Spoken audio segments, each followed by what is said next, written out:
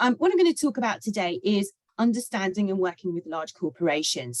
So my background is in large corporations. I've spent far too many years doing work for large corporations, and I still do some work on the dark side. But what I'm more interested in doing now is actually using what I've learned through all these years to help companies in the area to expand their businesses, and that very much helps the circular economy of the forest. So if your business is looking to expand and sell to large corporations, we all know that this can be quite scary. I liken it here with these big buildings because it's like a scary monolith of kind of how do you break through, and Brian and Rose thinking about what you're trying to do getting into Waitrose, I imagine it feels a bit like that. There's a kind of scary edifice, and how do you get past that? But I think with this, knowledge is power, and if you understand about how the business works behind the scenes and how decisions are made, then I think that makes it an awful lot easier. And it was interesting as well, just hearing all of you talking at the beginning. And if I pick out Serena, for example, with Bump and Glide, the service that you're talking about there would really be of interest to HR departments. So this potentially could help you in terms of how to break through into that area as well.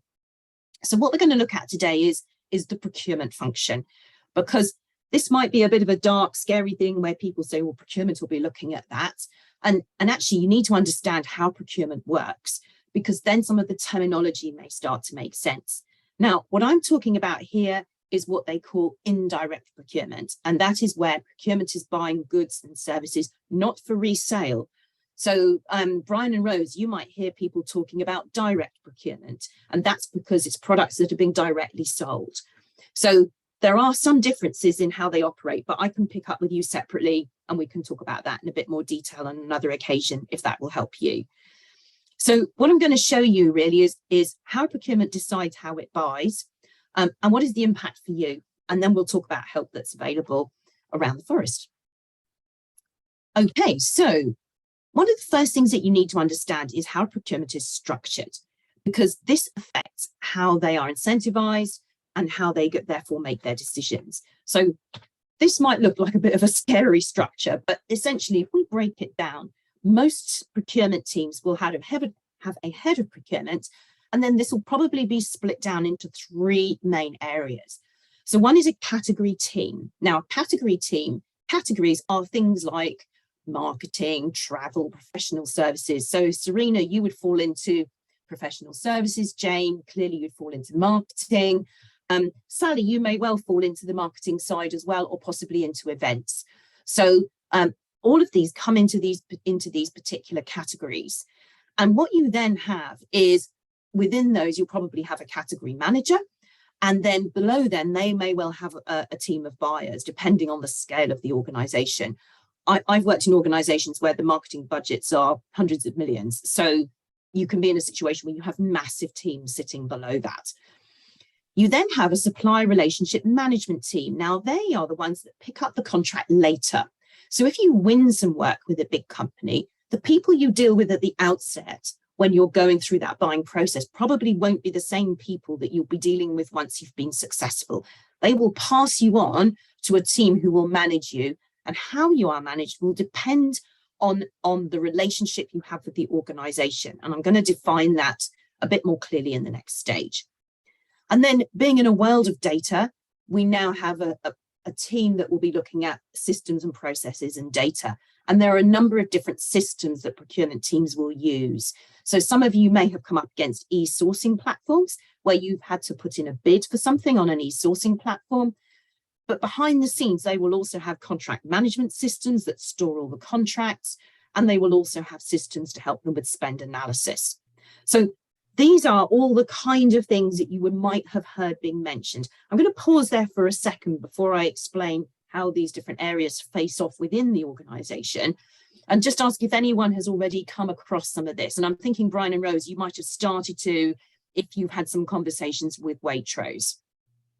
I came across this actually in a previous life before I ran this business. I actually worked, I worked for 17 years for IBM. And oh, okay, yeah, I know some IBM people. Yeah, in sourcing with big companies. I had long relationship with a company called EDS a while back, and I dealt with the procurement teams in EDS for purchasing of computer equipment and software. So yeah. Yes, so this yeah. kind of structure will be this very is familiar to you. Yeah. Yes.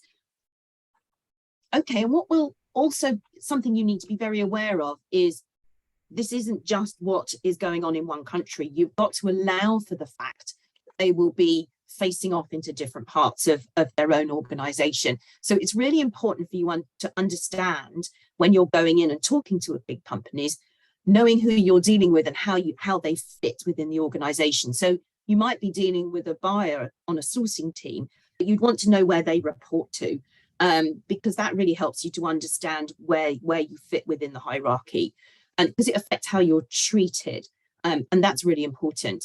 The other piece you need to be aware of here is that your head of procurement is pulled in a lot of different directions. So on the one hand, they may report upwards into a global and regional, or regional and global structure.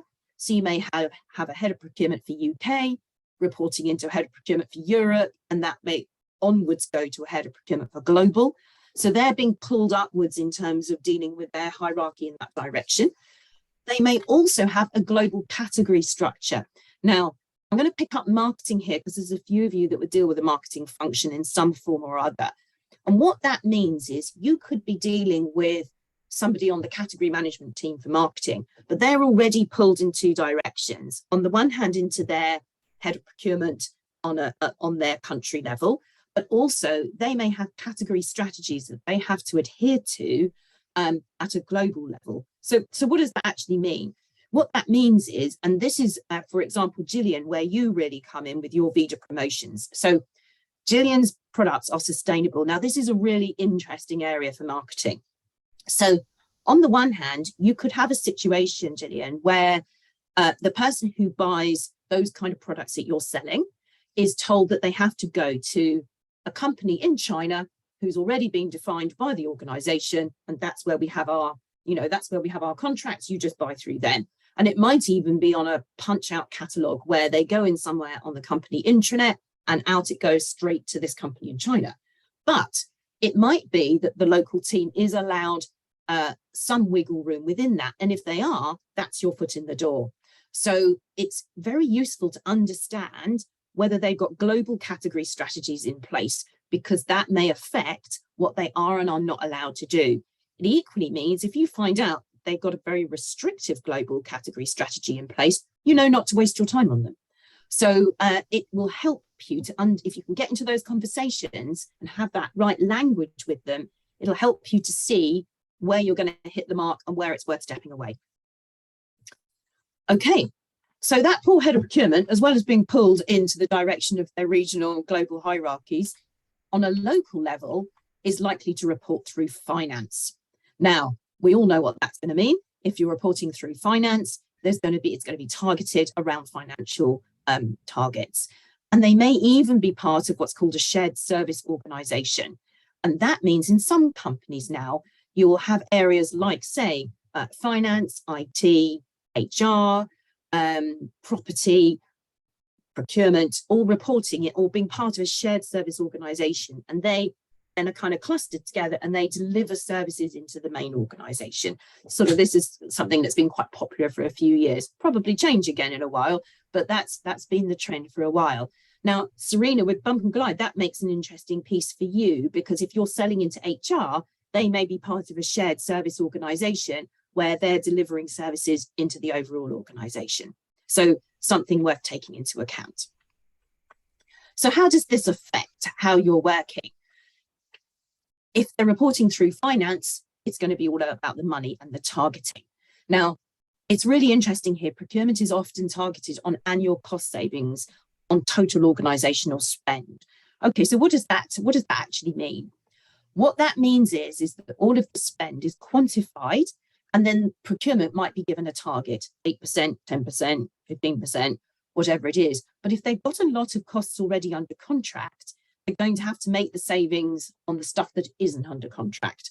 And that means that there's going to be much greater cost pressures in other parts of what is being spent. All of this has an impact on how they treat you and how in terms of bidding processes, etc.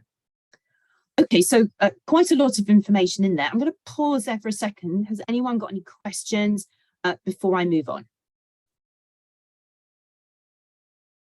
Okay. Hello. Hello, Caroline. Where does normally when I'm talking to a company, I'm speaking to somebody in HR. Yes. But that's obviously not part of that. So I'm used to going into corporates via HR, but then they recommend me presumably to the procurement team. But how would I get control of the procurement? Perfect segue, Caroline. Yes, absolutely. So HR would be the acquiring function, if you like, and then procurement would be guiding them. And it would be dependent upon things like spend or risks the organization.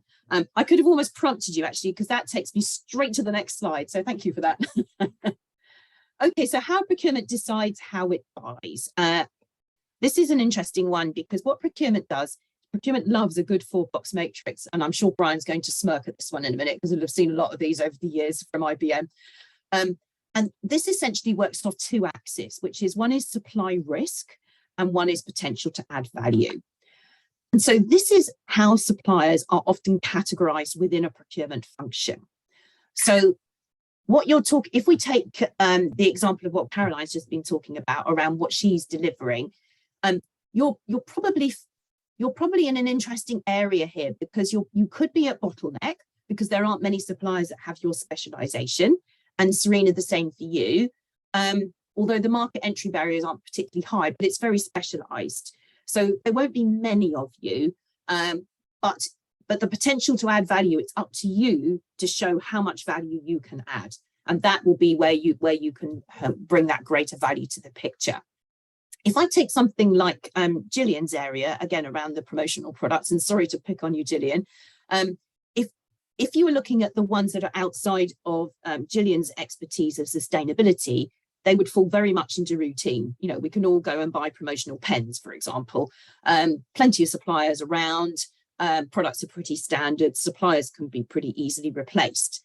But what Gillian is doing with her business is starting to add more potential to add value. So giving it an extra element, and that's starting to push her up along the scale more towards leverage and possibly even slightly up on the supply chain risk because there are less suppliers. So you're starting to differentiate yourself. And Brian, same with your business probably as well. You know, you're able to push yourself along this scale because you're providing something that not everyone else is.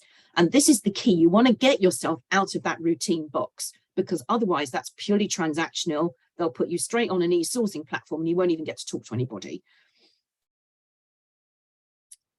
Okay, so that's the first part of that. Let me now pick up on what does that mean from a process viewpoint. And Caroline, I think this will cover a lot of what you were asking there as well. So your first stage is that identification of the need by what we would call the acquiring function. So you're right, within your case, that would be HR. So what then happens is that the HR function will either work with procurement or they might even try to bypass procurement. I shouldn't say that, should I? But I've been there long enough to know what can happen. And then somebody would be assigned from procurement. Who is assigned will entirely depend upon this matrix. So if you are a highly strategic part of the organization, a good example of that would be payroll providers. You know, there's an element of risk to that. You do not want that messed up. It's most likely that your relationship with your payroll provider will be quite far up into that strategic box. So all the time, what you're thinking about is how do you differentiate yourself? How do you make yourself as important as possible, get yourself out of that routine box? The buying process will really depend upon this segmentation. So where they see you will affect who deals with you as you go through that process. And there are a number of different ways that you might be dealt with. So it might be through, you might have the opportunity to get onto a preferred supplier list. So Caroline, that might be something for you, that you might be really keen to get on that preferred supplier list with HR, so that the minute somebody has something where they need help on the menopause, or Serena from your end of it, when somebody needs help around the natal side, that they would come to you because you'd be on their list. So you'd be looking to get yourself onto a preferred supplier list. It might be that if you're selling something that's much more of a commodity, that they'll want to get comparative quotes and they'll want you to agree to their standard terms and conditions. So Gillian, this would be very much something for you. Most likely you would want to be trying to maybe get onto a PSL and try to avoid getting into that comparative quote area, because you could be more expensive because of sustainability. So your route is probably very much to try to get on that PSL. And then finally, the much bigger one is if you're going through a full big process and legal agreement. So I come back to my example of a payroll provider. They're likely to go through quite an extensive tender process, and there would be very much a bespoke legal agreement for that, again, because there's business risk. For those of you who were on the talk last week from, I think it was Glenn, who talked about business risk people often work very closely with procurement because it does affect how you treat the suppliers depending on the level of risk to the organisation of that supply not happening as it should.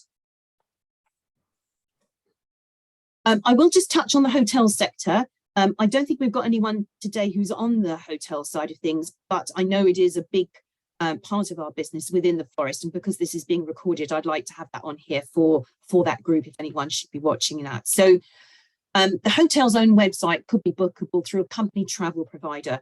So a lot of companies have a standard travel provider like Carlson Wagonly, American Express or others, and they might punch through directly to certain hotels, or it may be that links directly through to booking.com. So that can be the route by which a lot of hotels will pick up that sort of business, and that's pretty standard for them. And it may be through the GDS, which is their standard system as well. But the other option is that, again, is about the PSL. So particularly around conferences, it may be that if a hotel can get itself onto a local PSL, then particularly with perhaps a conference team, then they've got a much greater chance of being able to pick up additional business. I was at the Balmer Lawn for a session, was it last week? And I noticed Investec were there. And I thought, that's interesting. How have Balmer Lawn, not a chain, managed to pick up that business? So that was interesting to me, because I thought I can see that how that might have come about. Okay, I'm going to pause there. There's quite a lot of information to take in. Does anybody have any questions, or have they seen any of this already from their own businesses? I haven't seen it in the current business as yet with Waitrose, but I certainly saw that in my previous life, where I was competing to get IBM onto a preferred suppliers list for products like ThinkPad PCs, laptops, for example. So yes, I have seen it. Yeah. Yeah, absolutely. It's all very much in evidence, particularly in the big corporations, and they all work pretty much the same way. Yeah. More recently, we've seen it with Hampshire County Council, because just down the road from us is Leap Country Park. And we wanted to put our delicious ice creams or ice treats into there, and they told that we had to buy through Hampshire County Council, so we had to go and provide buyers list for there. And that's quite an obstacle to get over, just a lot of work to get onto something for a relatively small and inexpensive product. So we haven't succeeded with that yet. Yes. Okay. And the work required is a really important point, Brian, and I'm going to pick up on that in a minute, because any business that's going to try and get these kind of customers, you've got to be really prepared, because it sucks up resource like you wouldn't believe. Yeah, I can believe that. Yeah, I think you've given me another segue. Okay, so what do you need to consider as the seller going on this journey? And Brian, you're exactly right. You've really got to decide if it's right for your business, and does it fit with your business plan?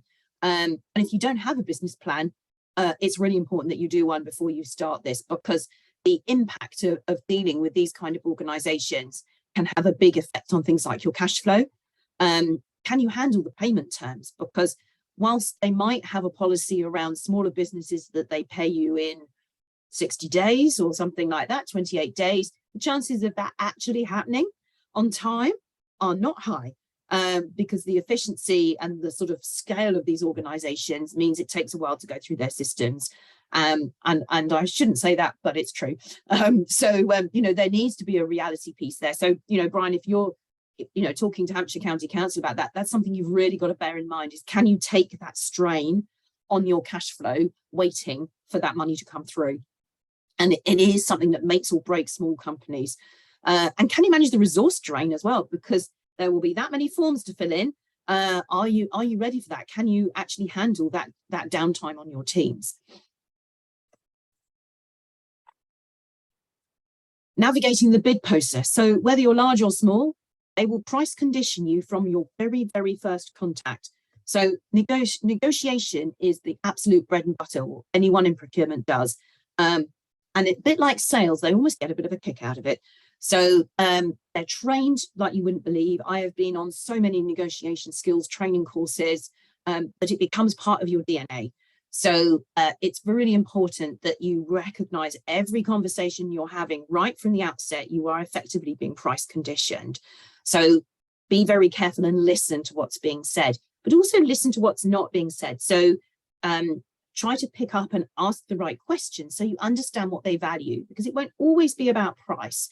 It could be around something like, say, flexibility of delivery. It might be that they've got bigger suppliers, but they take a while, and you may be able to be small and nimble and do something else. So make sure you ask the right questions, because you may be able to bring something to the table that's slightly different. And if you are not successful, feel free to ask for feedback. It's a bit like an interview. It's okay to ask for feedback. And actually, if you've got a good procurement team there, they will give you very detailed feedback. And that's really immensely helpful. As a head of procurement, I always made sure that we provided feedback. And every time the companies were really grateful, because it helped them build for next time. So even if you're not successful, don't finish the relationship there. Try and get some feedback, because it will help you very much for the future. And finally, if you are successful and you deliver with success, how you're going to be managed by the corporation will change. So you go from being dealt with by perhaps the buyers or category managers and the acquiring functions. So Caroline, coming back to your point about HR, you will then probably be still dealing with your contacts in HR, but it might be that there'll be different procurement people to deal with, because there will be different people managing the relationship. So if you are a really strategic part of that organization, you will be managed in one way. But if you are very much more tactical part of the organization, you will be managed slightly differently. So it's really worth just seeing, again, think about that matrix, where you fit, and be ready to build new relationships within the organization as they kind of move you through the system. Okay, I'm going to pause there before coming on to the last bit. Any questions or thoughts on that? Is anyone coming across this? I've just got a comment to make, really, just from, it might be useful for people. When you're actually looking to go for a contract, you're always obviously looking to win it, but make sure you always do a credit search on any client that you're... Good point. That's a really good point, Elaine. You're absolutely right. Yeah. I'll give you an example. I had a garage a couple of years ago that were very excited about getting the accident work from an insurance company. They actually worked for 4 months and never got a payment, because that company, if you did a credit search, didn't actually have the funds to pay. So doing a credit search is really important, probably not on these large organizations that you're talking about, but if it's smaller clients, don't forget, don't get excited about getting a client, make sure that they can pay you by doing the appropriate credit searches. Really, really good point. And I would add, to build on that one, Elaine, by saying, even if they're big, still do it. Look what happened to Carillion. And I've dealt with some very large organizations where they've come up appalling on credit checks, and we've had to go and get additional guarantees. So it is still worth checking, even if they're huge, because if you don't know what's going on behind the scenes, they could go under anyway. It has been known. But yeah, really good point. Thank you for raising that, Elaine, because that is so important for companies where, as you say, they get all excited that they won the work, and then if they don't get paid, then that's a disaster. It can also be quite bullying. I did a lot of work for Stena Line, the ferry company, and they were horrid to deal with, because they said, well, we pay in 90 days. If you don't like it, tough. And how long ago was that, Caroline? Because there's been quite a push within companies now to behave a bit better towards smaller organisations. This was a number of years ago, but there's still a tendency to push the limits. And as you say, even if they say they'll pay in 30 days, getting it out of them is another matter. Yeah. So I agree with the cash flow bit.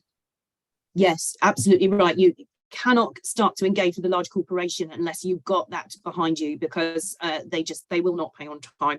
And you're right about that slightly bullying thing. And Brian, if you're starting to talk to supermarkets, you know, Tesco has had a very poor reputation in the past around how they've treated their suppliers. I think that's improved a little bit now. We're not But going near it, so. no, I don't blame you. Waitrose actually particularly came up. They've actually got a dedicated program for actually working with small businesses like ourselves. They put Brilliant. special plans in place, and they assess people on things like sustainability, quality of ingredients, branding, and all those types of things, which I can't see a company like Tesco doing. And then actually, back in my time when I worked for IBM, I actually spent some time with Safeway, working in their IT office. That was right next door to where the buyers were. So we used to go to lunch with the buyers quite often. So I got to see how they work. So that was pretty scary. Anyway. Yes, yeah, absolutely. And the other one, if you're talking to Waitrose, the other one that often goes alongside Waitrose is Harvey Nichols. They're meant to be quite good as well. That could be worth a conversation. Okay, thank you. Okay, good. Any other points from anyone on this before I move on? Okay, good. Thank you. Right. So finally, you are not alone. So there are lots of great professional service organisations across the forest who can help you. We've got a fantastic directory on the New Forest Business Partnership website.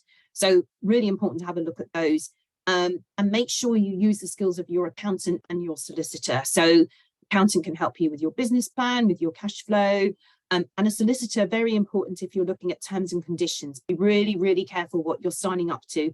A lot of companies will have standard terms and conditions, and it can be quite hard to negotiate something different on that, but it is possible. And if it isn't right what's in there, don't sign it. So it's really important that you run that past your solicitor if you're not comfortable with dealing with terms and conditions. Elaine, I don't know if you want to add anything to that with your experience in this area? No, not really. I think that about sums it up, really. Obviously, I come across some horrendous accountants, people that aren't aware what they're getting into with such things as directors' loan accounts, and they're not really looking at repayment when they come out with debt. Yeah, just make sure you get an accountant that really knows their stuff and gives you proactive advice. Yeah, good point. For my business, for Pro Consultancy Services, so as you can see, we understand very much how it works, and the language used. And I think this is really important. Somebody a while ago said, oh, you're kind of a corporate translator. And I think it's really important that you understand when you're being asked for things, the kind of language that they're using, because it comes back to negotiation again. The clues are kind of in what they're saying. So it's really important to be able to listen and to understand what it is they're actually after. So for my organisation, we can provide everything right through from, ad hoc consultation, literally, a couple of hours here or there, help you with business plans, help you work those thoughts through, help you get to a plan of how you're going to approach different companies, right the way through to an end-to-end programme. So can cover any of that. And I've popped my details into the chat function. So do get in touch and we can give you a hand. And finally, really, growing your business really helps that circular economy of the forest. So the more that we help the businesses in the forest to do well, the more people that we can employ, and the greater benefit for the overall economy of our area. And it's a great chance to share our wonderful products far and wide. And together, we can all help each other to take that big leap. And then suddenly that big, scary building doesn't look so scary anymore. Okay, so I'm going to pause there now. Does anyone have any questions? More a comment than a question. Go for it. That's all right. I just wanted to say how helpful I found your presentation, because I think a lot of this are things that once you've heard it, you think, well, that makes absolute complete sense, if you see what I mean. But actually, yes, you need to hear it from a corporate translator, as you say. I've come from 12 years of the corporate world, so I'm doing something very different now. But yeah, having that as a reminder is a really good. It's been really helpful. So thank you very much. Okay, that's excellent. Thank you. I'm glad that's been helpful. And what I'll do is we do actually put these recordings up on the website. So once that's done, then we'll make sure that we publicize that out as well. And if you could comment on that, so we can just get it out to as many people as possible. Because it's not just my business. There's lots of other businesses around the forest who can help. We can all help each other. And I just think that the skills are there. We just all need to help each other, and then that's great for the overall economy of the area. Agreed. Great. Any other comments from anyone? I would like to reinforce what Serena said, and coming from a slightly different perspective, I think that was a very, very good presentation. And I think it's also a very interesting area that so many New Forest businesses do potentially want to market and sell much more widely than the New Forest.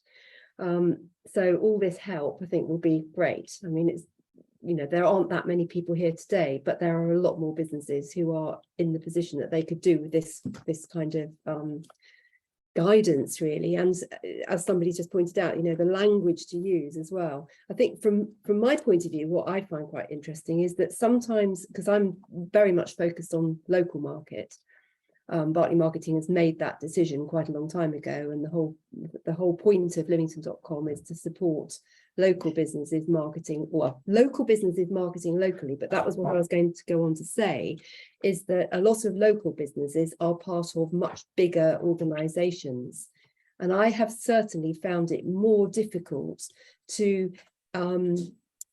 get the points across about what Lymington.com can do for some of the locally based branches or franchises or whatever kind of organizational structure may apply, because they will then say, well, we can't make any decisions locally, but then it's very hard to get beyond that. I think part of the message I'm probably receiving from you is to try a little harder to go beyond it, because, you know, most of them must have some kind of local budget, but it's how you get into it's knowing the questions to ask, Jane. That's So the key, is actually knowing the right questions to ask. So I might pick up on that and have a separate conversation with you, because some of them are really annoying, and actually Waitrose is one of them, really, because we could do a lot to help Waitrose locally, and they do a lot to help the community locally. And, you know, there's a lot more we could do to promote the messages that they are supporting the community, but it's kind of getting the dots joined, which is quite hard. It's also finding who to talk to as well. I mean, one of the conversations that I've had with one company has been around, actually, I've got a lot of the connections that they need, because a lot of the people that I worked with years ago, we've all grown up through the different organizations. So people I work with alongside are now, you know, managing directors or whatever. And then suddenly, you know, you've got a route in. And so sometimes you find that, you know, people, you know, I know a few people who've worked with John Lewis and Waitrose. So even if they're not there now, they know who to go to. So, you know, that there are the power of the network here is also huge. Sure. Thanks. No, that's very helpful. Thank you, Jane. Let's have a separate conversation. Okay, great. Any other comments? Serena? I was just going to bounce off something that Jane just said. And so, having spoken to, again, a larger organisation, who you kind of go through the process and they're really interested in the idea, because what I'm not going to tell everybody about it now, it would take too long, but it's a new idea really for companies to use in addition to just, you know, maternity leave and pay, for example, and it fits the wellbeing and mental health box. But if it's a company who've got offices all around, you know, well, nationally and globally, often they'll be like, well, you know, I can't, as Bump and Glide, I couldn't do the whole, you know, company in that respect. So it's kind of, how do you then approach it in terms of having, I don't know, a regional champion of a trial period? Do you see what I mean? And I think that's something that's quite that's something I'm coming up against, because companies are interested in it, but I'm not sometimes big enough for them in that respect. But there's an angle here. So this comes back to how people are incentivized. So if you're able to change the language slightly, so that you're offering it to, say, let's say a UK head of HR, for example, they've suddenly got the chance to have the edge on their colleagues in other countries. So if they're reporting up through a kind of, you know, European and then a global structure, if they can say, well, actually, we've done this locally, you know, and everyone goes, oh, wow, that's amazing. You know, so suddenly you're giving them the chance to have the edge. So I still think it's entirely possible. It's just a case of maybe changing the language. So it's in a what's in it for me box, that one. And that's a phrase you hear a lot from procurement about, WIIFM, what's in it for me. And I think for you, that's probably a really key one, is think how you might be helping them to have the edge. Okay. But brilliant. Very happy to have a separate conversation about that as well. Great. And I may have some contacts that might be able to help you.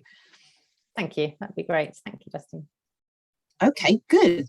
Great conversation. Anyone else? I'd like to say again how fabulous this has been. It's so useful. We're going for large companies because, unlike Serena, we do have people up and down the country who do the same thing, and it's largely over the internet, so it does fit with corporate structures that are very split across the land. But this is so useful. Brilliant. Well, if there's anything I can help with additionally, Caroline, give me a shout. Stand back and wait for the blast. So as I say, think of me as the translator.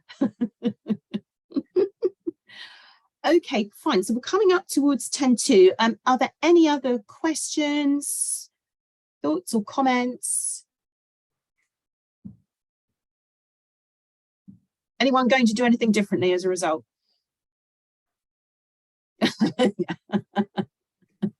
Excellent. Keep plugging away. I think, Sorry, what was that, Brian? keep plugging away, I think. Trying to Keep plugging away, but make inspired. sure, but focused though. This is really important. It's got to be focused. I think you and I might need a separate conversation around supplying retailers. Are you aware of all of the form filling that's going to be required for that? Super.